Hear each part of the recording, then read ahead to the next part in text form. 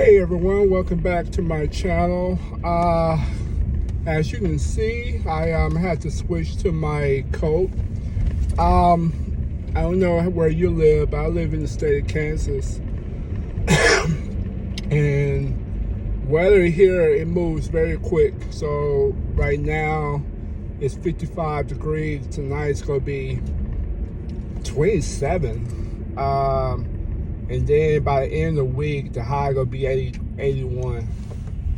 You know, that's a sure way to get sick, which is kind of what happens to me around this time of year. So, I want to talk about a block of wood.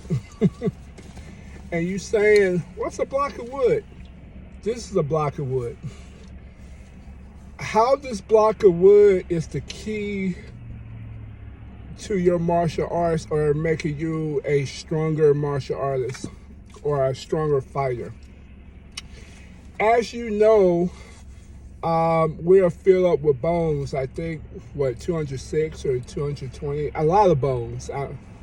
Some of the old martial artists, especially like the founder of Goju-Ryu Karate in Japan, and many fighters of that time, they use things to build their muscle or build their bones so they have a stronger punch.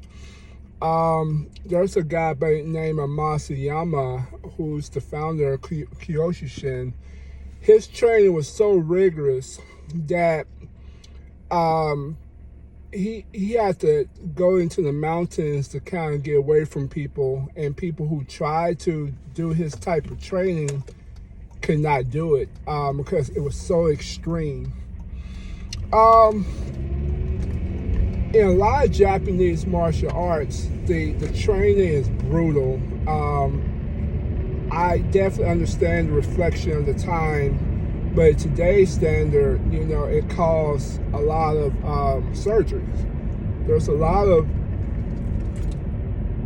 senseis and masters that they were an old man by 51 because their training was so rigorous. But anyway, this block of wood,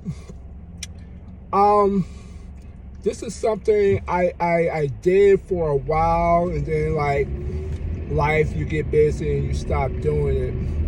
But my sensei, his hands is like a brick. No pun intended.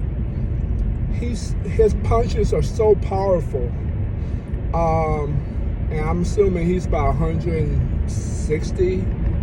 Just eyeballing him, 150.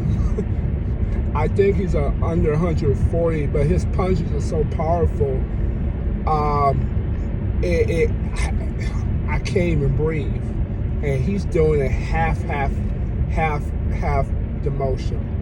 And one of his methods is hitting a wood, and he take a broom, and he just strike to build up the bones, so it would be like iron.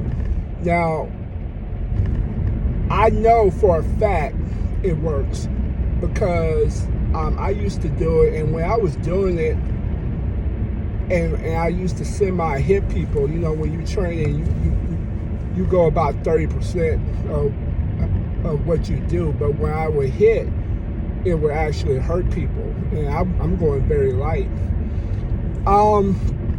So I said to myself, I could do this again. I mean, it's not like you go in the back of your field like Mr. Miyagi and you hit him for hours. But when you're watching Game of Thrones, if you're watching House of the Dragon or the Lords of the Ring or Ring of Power or wherever the shows that you watch, and you sit in your chair, you can just take a wood and just hitting your surface. Not hard, but just steady. Maybe about 100 or 200 strikes. And you'll say, wow, that's a lot. And it's really not if you just sitting there for 10 minutes and you just hitting. Now, I'm not talking about you hitting like like the first Doctor Strange, where they were trained so rigorous, but you just hit it lightly.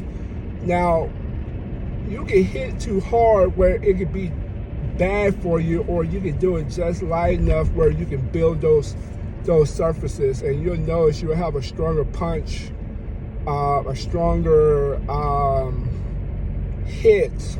And as you age, you need all the advantages you can get to, take somebody out if you have to. So if you notice, a lot of boxers, they wear gloves for so long, and they wear material, wraps for so long. If they in the street and they hit somebody, they break their fingers, they break their hand.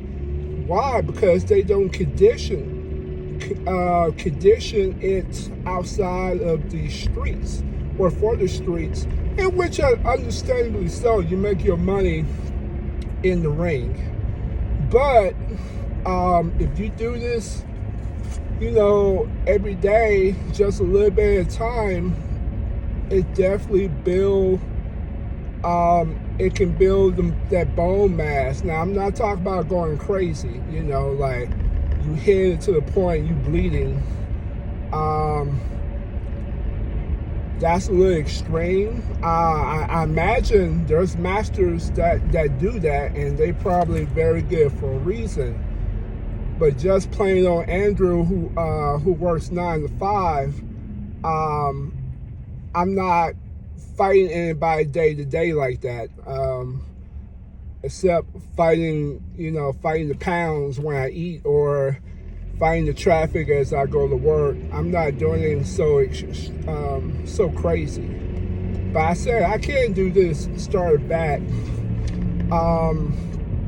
So yeah, I got the wood from the people who fixing my my patio, and they cut me off a little piece. So I got one in the car and one by my chair when I watch TV. So I'm just do a little bit at a time on my hands and try to build that type of punching dexterity.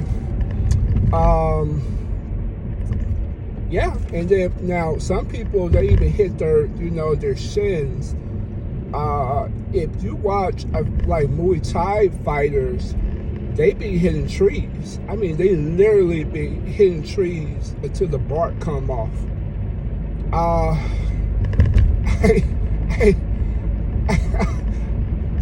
I'm not trying to do none of that. Maybe 25 years ago, if I started martial arts back then, but for little old me,